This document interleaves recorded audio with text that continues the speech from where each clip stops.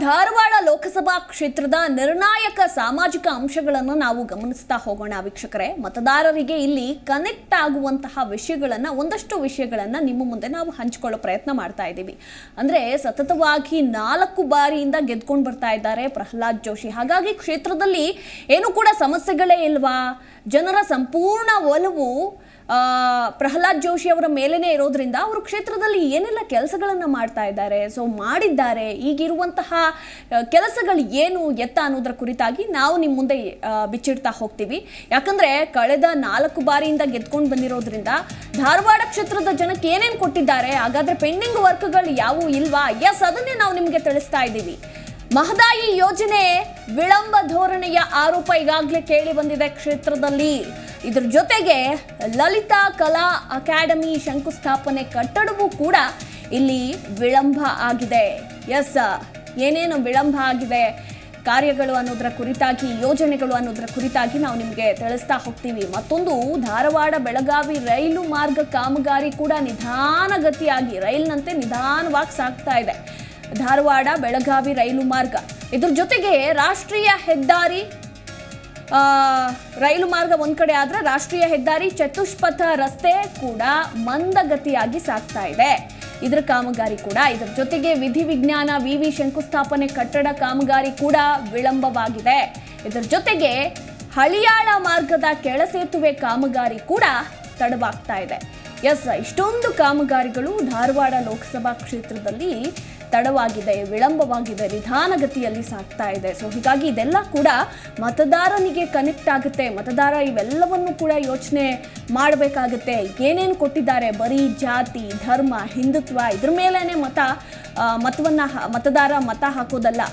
ಕ್ಷೇತ್ರಕ್ಕೆ ಏನು ಕೊಟ್ಟಿದ್ದಾರೆ ಕೊಡುಗೆ, ಕ್ಷೇತ್ರದ ಅಭಿವೃದ್ಧಿಗೆ ಏನು ಕೆಲಸ ಮಾಡಿದ್ದಾರೆ, ನಮ್ಮ ಕ್ಷೇತ್ರ ಎಷ್ಟು ಮಟ್ಟದಲ್ಲಿದೆ ಅನ್ನೋದ್ರ ಕುರಿತಾಗಿ ಇಲ್ಲಿ ಜನ ತೀರ್ಮಾನ ಮಾಡಬೇಕು. ಪ್ರಹ್ಲಾದ್ ಜೋಶಿಗೆ ನಮ್ಮ ಮತ ಅನ್ನೋರಿಗೆ ಅಥವಾ ವಿನೋದ್ ಅಸೂಟಿಗೆ ನಮ್ಮ ಮತ ಅನ್ನೋರಿಗೆ, ಅವರು ಮುಂದೆ ನಮಗೇನು ಕೊಡ್ತಾರೆ, ಅವ್ರು ಏನು ಕೆಲಸಗಳನ್ನು ಮಾಡ್ತಾರೆ, ಇವರು ಅರ್ಹನಾ, ಇವರನ್ನ ನಾವು ಅಭ್ಯರ್ಥಿಯಾಗಿ ಸೆಲೆಕ್ಟ್ ಮಾಡಿ ಇವರನ್ನ ಗೆಲ್ಸಿದ್ರೆ ನಮ್ಮ ಕ್ಷೇತ್ರಕ್ಕೆ ಇವರು ಕೆಲಸ ಕಾರ್ಯಗಳನ್ನು ಮಾಡಿಕೊಡ್ತಾರಾ, ಮತದಾರನ ಕೈಗೆ ಅಭ್ಯರ್ಥಿ ಸಿಗ್ತಾರಾ ಅನ್ನೋದು ಕೂಡ ನಾವಿಲ್ಲಿ ತಿಳ್ಕೋಬೇಕು.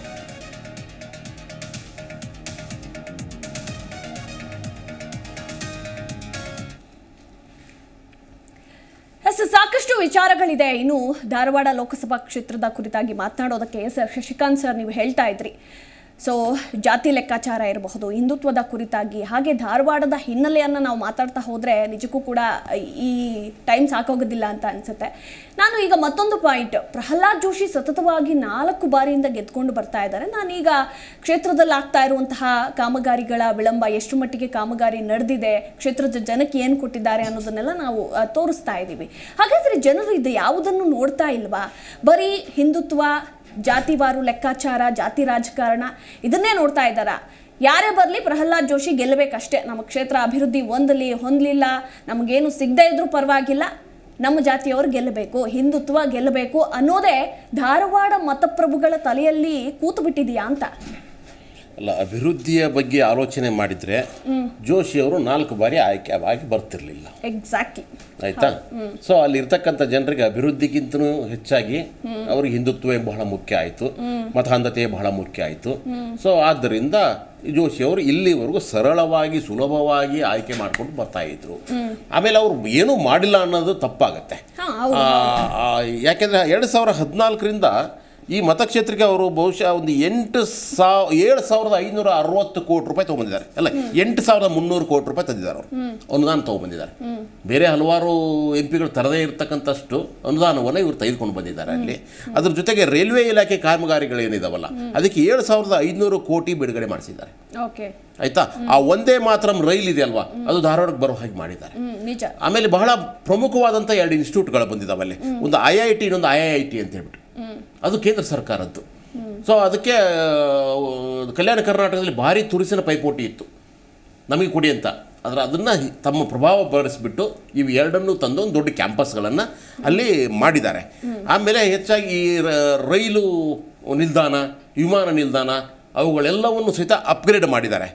ಸೊ ಆದ್ದರಿಂದ ಇವುಗಳ ಜೊತೆಗೆ ಈ ಹೆದ್ದಾರಿ ಕಾರ್ಯಕ್ರಮಗಳು ನಡೀತಾ ಇದ್ದಾವೆ.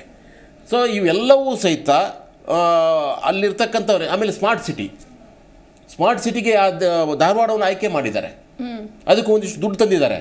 ಅದರ ಸಮಸ್ಯೆ ಏನಪ್ಪ ಅಂದರೆ ಇವೆಲ್ಲ ಕಾಮಗಾರಿಗಳು ನಿಧಾನವಾಗಿ ನಡೀತಾ ಇದ್ದಾವೆ, ವಿಳಂಬ ಆಗ್ತಾ ಇದ್ದಾವೆ, ನಿಗದಿತ ಕಾಲದಲ್ಲಿ ಆಗ್ತಾ ಇಲ್ಲ. ಇಷ್ಟೇ ಅಲ್ಲಿರ್ತಕ್ಕಂಥ ಸಮಸ್ಯೆಗಳು. ಸೊ ಆದ್ದರಿಂದ ತಂದಿದ್ದಾರೆ, ಅಲ್ಲಿ ಕೆಲಸಗಳು ಆಗ್ತಾ ಇದ್ದಾವೆ. ಆದರೆ ಅದಕ್ಕಿಂತ ಹೆಚ್ಚಾಗಿ ಅವರು ಬಹಳ ಮುಖ್ಯವಾಗಿ ಜನಸಂಪರ್ಕದಿಂದ ದೂರ ಇದ್ದಾರೆ. ಹೌದು, ಅಲ್ಲಿರ್ತಕ್ಕಂಥ ಶಾಸಕರ ಸಂಪರ್ಕದಿಂದ ದೂರ ಇದ್ದಾರೆ. ಅಲ್ಲಿರ್ತಕ್ಕಂಥ ಅವರದೇ ಪಕ್ಷದ ನಾಯಕರಿಗೂ ಅವ್ರು ಸಿಗ್ತಾ ಇಲ್ಲ, ಸುಲಭವಾಗಿ ಅವ್ರು ನೋಡಕ್ಕಾಗೋದಿಲ್ಲ. ಸೊ ಇಂತಹ ಆರೋಪಗಳಿದ್ದಾವೆ.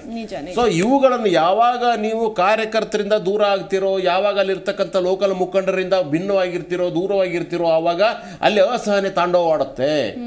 ಸೊ ಇದು ಸಹಿತ ಇವರ ಒಂದು ಡ್ರಾಬ್ಯಾಕ್ ಆಗಿದೆ. ಅದಕ್ಕೆ ಈ ಸಾರ್ತಿ ಯಾಕೆ ಟಫ್ ಆಗಿದೆ ಅಂತ ನಿಮ್ಗೆ ಹೇಳ್ತಾ ಇದ್ದೀನಿ. ಅಲ್ಲಿ ಚುನಾವಣೆ ಯಾಕಂದ್ರೆ ಟಫ್ ಆಗಬಾರ್ದಿತ್ತು, ಯಾಕಂದ್ರೆ ಅವ್ರು ಎದುರು ನಿಂತಿರೋನು ಹೊಸಬ. ಈಗಾಗಲೇ ನವಲಗುಂದ ಅಸೆಂಬ್ಲಿ ಚುನಾವಣೆಯಲ್ಲಿ ಸೋತಿರುವ ವ್ಯಕ್ತಿ. ಆಮೇಲೆ ನವಲಗುಂದ ವ್ಯಾಪ್ತಿಯನ್ನು ಬಿಟ್ಬಿಟ್ಟು ಹೊರಗಡೆ ಅವನ ವ್ಯಾಪ್ತಿಯೇ ಇಲ್ಲ, ಅವ್ರು ಹೆಚ್ಚು ಸಂಘಟನೆ ಮಾಡಿನೂ ಇಲ್ಲ. ಆದರೆ CM ಅವರು ತಮ್ಮ ಆಪ್ತ ಅನ್ನೋ ಒಂದು ಕಾರಣಕ್ಕಾಗಿ ಅವರಿಗೆ ಒಂದು ಟಿಕೆಟ್ ಅನ್ನು ಕೊಟ್ಟರು. ಸರಿ, ಕೊಟ್ಬಿಟ್ಟು ಆದರೆ ಜೋಶಿ ಅಂತ ಪಂಟರಿಗೆ, ಜೋಶಿ ಅಂತ ದೊಡ್ಡ ಪಳಗಿದಂತ ಒಬ್ಬ ರಾಜಕಾರಣಿಗಳಿಗೆ ಹೊಸಬ ಯಾವ ಲೆಕ್ಕನೂ ಇಲ್ಲ. ಹೌದು, ಯಾಕಂದ್ರೆ ಲಿಂಗಾಯತ ಅಭ್ಯರ್ಥಿ ನಿಂತೇ ಸೋತಿರೋ ಉದಾಹರಣೆ ನಿಂತಿರೋದು. ಇವಾಗ ಕುರುಬ ವ್ಯಕ್ತಿ, ಅವರು ಕುರುಬ ಸಮುದಾಯವನ್ನು ಪ್ರತಿನಿಧಿಸ್ತಕ್ಕಂಥ ವ್ಯಕ್ತಿಯನ್ನ ಅಲ್ಲಿ ಉಮೇದುವಾರರನ್ನಾಗಿ ಮಾಡಿದ್ದಾರೆ. ಅದರ ಸ್ಟ್ರಾಟಜಿ ತುಂಬಾ ಡಿಫ್ರೆಂಟ್ ಆಗಿದೆ. ಯಾಕೆ ಅಂತಂದ್ರೆ ಇಡೀ ಇದರಲ್ಲಿ 8 ವಿಧಾನಸಭಾ ಕ್ಷೇತ್ರಗಳು ಬರ್ತವೆ, ನಿಜ ಆಯ್ತಾ, ಅಸೆಂಬ್ಲಿ ಕ್ಷೇತ್ರಗಳು. ಆ 8 ಕ್ಷೇತ್ರಗಳಲ್ಲಿ 4 ಕಾಂಗ್ರೆಸ್ ಇದೆ, 4 BJP ಇದೆ, ಸಮ ಆಯ್ತಾ. ಸೊ 4 ಕಾಂಗ್ರೆಸ್ ಇದ್ದಾಗ ಕಾಂಗ್ರೆಸ್ ಅಲ್ಲಿ ಇರ್ತಕ್ಕಂಥ 2 ಬಹಳ ಪ್ರಮುಖ ನಾಯಕರಿದ್ದಾರೆ. ಒಬ್ರು ಸಂತೋಷ್ ಲಾಡ್, ವಿನಯ್ ಕುಲಕರ್ಣಿ ಇನ್ನೊಬ್ಬರು. ವಿನಯ್ ಕುಲಕರ್ಣಿ ಈ ಸಾರ್ತಿ ಅವರು ಮೇಲೆ ಕೇಸ್ ಆಗ್ಬಿಟ್ಟು ಅವರು ಕ್ಷೇತ್ರ ಕಾಲಿಡಂಗಿಲ್ಲ, ನ್ಯಾಯಾಲಯದ ಆದೇಶ ಇತ್ತು. ಅವರು ಬರಲೇ ಇಲ್ಲ, ಕಾಲಿಡದೇನೆ ಗೆದ್ರು, ಆಯ್ತಾ. ಅಂದ್ರೆ ಆ ತರ ಒಂದು ಪ್ರಭಾವವನ್ನು ಇಟ್ಕೊಂಡಿದ್ದಾರೆ ಅವರು ಧಾರವಾಡ ಗ್ರಾಮಾಂತರದಲ್ಲಿ. ಸೊ ಈ ಕಡೆ ಕಲಘಟ್ಟಿಗೆ ಬಂದ್ಬಿಟ್ರೆ ಸಂತೋಷ್ ಲಾಡ್ ಇದಾರಲ್ಲ, ಅವರು ಸಂತೋಷ್ ಲಾಡ್ ಧಾರವಾಡದವರು ಅಲ್ವೇ ಅಲ್ಲ ಅವರು, ಆದ್ರೆ ಅಲ್ಲಿ ಅವರು ತಮ್ಮ ಪ್ರಭಾವವನ್ನು ಇಟ್ಕೊಂಡಿದ್ದಾರೆ. ಸೊ ಇವರ ಜೊತೆಗೆ ಆಯ್ತಾ ಸಿದ್ದರಾಮಯ್ಯನವರು ಇವರು ದೊಡ್ಡ ಶಕ್ತಿಯಾಗಿ ನಿಂತ್ಕೊಂಡಿದ್ದಾರೆ. ಸೊ ಇವುಗಳೆಲ್ಲವನ್ನು ಗಮನಿಸಿ ಫ್ರಂಟ್ ಫೇಸ್ ಅವ್ರು ಆದರೂ ಸಹಿತ ಅವ್ರು ಹಿಂದೆ ನಿಂತಿರ್ತಕ್ಕಂಥ ಪ್ರಭಾವಗಳ ಶೈಲಿಯ ವ್ಯಕ್ತಿಗಳಿದಾರಲ್ಲ, ಅವರು ಈ ಸಾರ್ತಿ ಇದನ್ನು ಗೆಲ್ಕೊಂಡು ಬರ್ತೀನಿ ಅಂತ. ಸೊ ಇದೇ ರೀತಿಯಾಗಿ ಈಗ ಬಹಳ ಮುಖ್ಯವಾಗಿ ಬೇಕಾಗಿರೋದು ಲಿಂಗಾಯತರ ಮತಗಳು ಅಲ್ಲಿ ನಿರ್ಣಾಯಕ ಆಗಿರೋದ್ರಿಂದ ಆ ಮತಗಳನ್ನು ಹೊಡಿಬೇಕಾಗಿತ್ತು. ನಿಜ ಆಯ್ತಾ. ಸೊ ಈ ಕಾಂಗ್ರೆಸ್ನವರು ಆ ಕೆಲಸವನ್ನು ಬಹಳ ಚೆನ್ನಾಗಿ ಮಾಡಿದ್ರು. ಏನು ಅಂತಂದ್ರೆ ಈ ದಿಂಗಾಲೇಶ್ವರ ಸ್ವಾಮೀಜಿ ಅವರಿಗೆ ಮತ್ತು ಇಲ್ಲಿರ್ತಕ್ಕಂಥ ಪ್ರಹ್ಲಾದ್ ಜೋಶಿ ಅವರಿಗೆ ಒಂದು ವ್ಯಕ್ತಿಗತವಾದಂಥ ವೈಮನಸ್ಸಿತ್ತು. ಹೌದು, ಆಯ್ತಾ. ಅದು 3 ವರ್ಷದಿಂದ ಒಂದು ಫೋನ್ ಮಾಡಿದ್ರಂತೆ ಜೋಶಿ ಅವರಿಗೆ, ಈಗ ನಮ್ದೊಂದು ಕೆಲಸ ಆಗಬೇಕು ಅಂತ ಹೇಳ್ಬಿಟ್ಟು. ಅವ್ರು ಹೇಳಿದ್ರಂತೆ, ನಾವ್ಯಾಕ್ರಿ ಕೆಲಸ ಮಾಡ್ಕೊಡ್ಲಿ, ನಿಮ್ಮ ಲಿಂಗಾಯತ ಲೀಡರ್ಸ್ಗಳು ಯಾರು ಇಲ್ವಾ ಅಂತ ಅವ್ರು ಆರೋಪ ಮಾಡಿಬಿಟ್ಟಿದ್ದಾರೆ. ಸೊ ಅವ್ರು ಆರೋಪ ಮಾಡಿದ ತಕ್ಷಣ ದಿಂಗಾಲೇಶ್ವರ ಅವರಿಗೆ ಬಹಳ ಬೇಸರ ಆಗಿದೆ. ಆಯ್ತಾ. ಇವ್ರು ಈ ರೀತಿಯಾಗಿ ಹೇಳ್ತಾ ಇದ್ದಾರಲ್ಲ, ಆದ್ರಿಂದ ನಾನು ಏನು ಅಂತ ನಾನು ತೋರಿಸ್ತೀನಿ ಅಂತ ಒಂದು ಆವೇಶ ಇದೆ ಅವರಿಗೆ. ಸೊ ಅದೇ ಸಂದರ್ಭದಲ್ಲಿ ಏನಾಗಿದೆ, ಕಾಂಗ್ರೆಸ್ನವರು ಇಲ್ಲ ನೀವು ನಿಂತ್ಕೋಬೇಕು ಅಂತ ಬೇರೆ ಬೇರೆ ರೀತಿಯಲ್ಲಿ ಒತ್ತಡವನ್ನು ಹೇರ್ತಾ ಇದ್ದಾರೆ.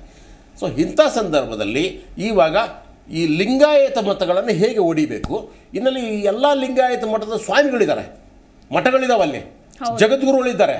ಈ ಎಲ್ಲ ಸ್ವಾಮಿಗಳನ್ನು ಸಹಿತ ಈಗ 2 ಭಾಗ ಆಗ್ಬಿಟ್ಟಿದ್ದಾವೆ. ಒಂದು ಈ ದಿಂಗಾಲೇಶ್ವರಿಗೆ ಸಪೋರ್ಟ್ ಮಾಡ್ತಕ್ಕಂಥವ್ರು ಅವಚನಾನಂದ ಶ್ರೀ ಅಂತವ್ರು, ಇನ್ನು ಕೆಲ ಜನ ಈ ಕಡೆಗಿದ್ದಾರೆ.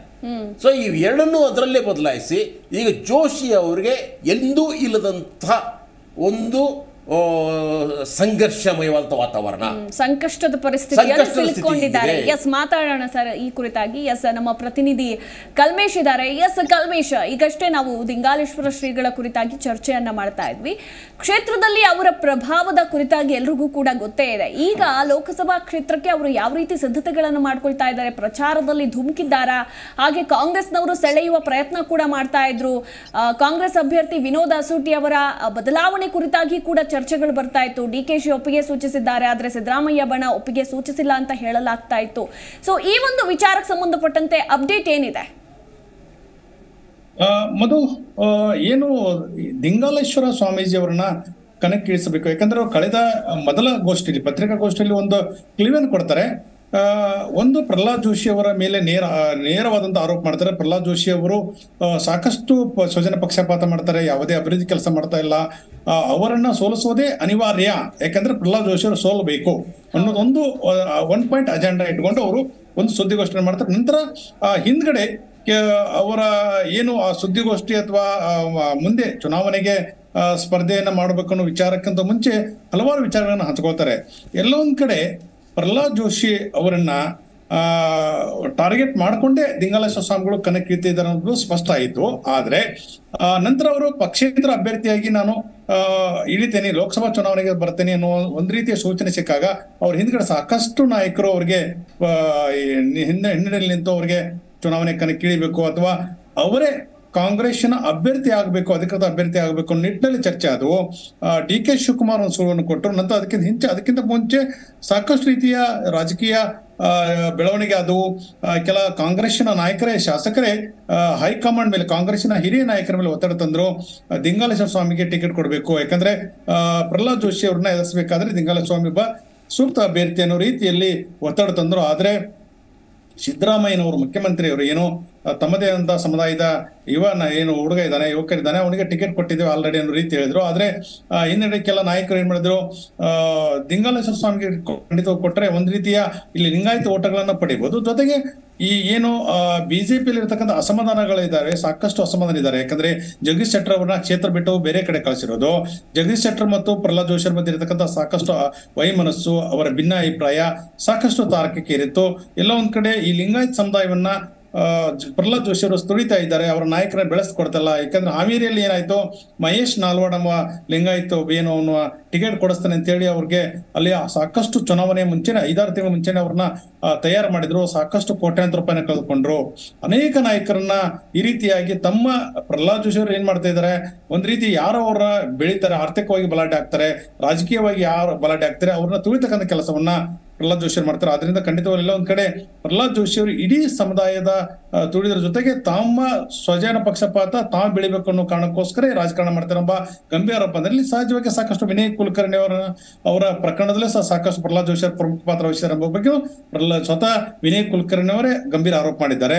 ಈ ಎಲ್ಲಾ ಬೆಳವಣಿಗೆ ಮಧ್ಯೆ ದಿಂಗಾಲೇಶ್ವರ ಸ್ವಾಮಿಗಳನ್ನ ಈಗ ಅವ್ರ ಕಣದಲ್ಲಿದ್ದಾರೆ, ಪಕ್ಷೇತರವಾಗಿ ನಾಮಪತ್ರ ಸಲ್ಲಿಸ್ತಾನೆ ಅಂತ ಹೇಳ್ತಾರೆ. ಇನ್ನೂ ಸಹ ಟಿಕೆಟ್ ಬದಲಾವಣೆ ಮಾಡೋ ಚರ್ಚೆ ನಡೀತಾ ಇದೆ. ಅದು ಬಹುತೇಕ ಬಹಳ ಕಡಿಮೆ, ಯಾಕಂದ್ರೆ ಆ ರೀತಿ ಸಾಧ್ಯತೆ ಇಲ್ಲ ಅಂತ ಹೇಳ್ಬೋದು. ಯಾಕಂದ್ರೆ ಸಂತೋಷ್ ಲಾಡ್ ಅದಕ್ಕೆ ಸಹಮತ ಕೊಡ್ತಾ ಇಲ್ಲ. ಯಾಕಂದ್ರೆ ವಿನೋದ್ ಅಸೂಟಿ ಇದ್ರೆ ಮಾತ್ರ ಚುನಾವಣೆ ಮಾಡ್ತೇನೆ ಅನ್ನೋ ರೀತಿಯಲ್ಲಿ ಮಾತನಾಡಿದ್ದಾರೆ ಎಂಬ ಮಾಹಿತಿ ಲಭ್ಯ ಆಗ್ತದೆ. ಅದರಿಂದ ಒಂದ್ ರೀತಿ ಪ್ರಹ್ಲಾದ್ ಜೋಶಿ ಅವರು ಕ್ಷೇತ್ರಕ್ಕೆ ಏನು ಕೆಲವು IIT ಇರ್ಬೋದು, IIT ಇರ್ಬೋದು, ರೈಲ್ವೆ ಇರ್ಬೋದು, ಆದ್ರೆ ಅಷ್ಟೇ ಪ್ರಮಾಣದಲ್ಲಿ ಸಾಕಷ್ಟು ರೀತಿಯ ವಿರೋಧಗಳನ್ನು ಕಟ್ಕೊಂಡಿದ್ದಾರೆ.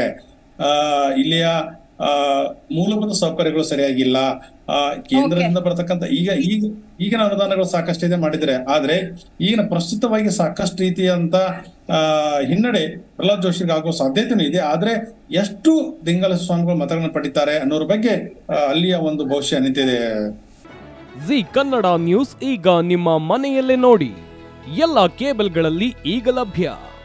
ಸನ್ direct 292, Jio TV 1334, U digital 162, city cable 51, GTPL 17, Abhishek cables 821, rock line telecommunication 51, Shri Basaveshwara number 60, Vinayaka digital number 53, in digital number 896ರಲ್ಲಿ.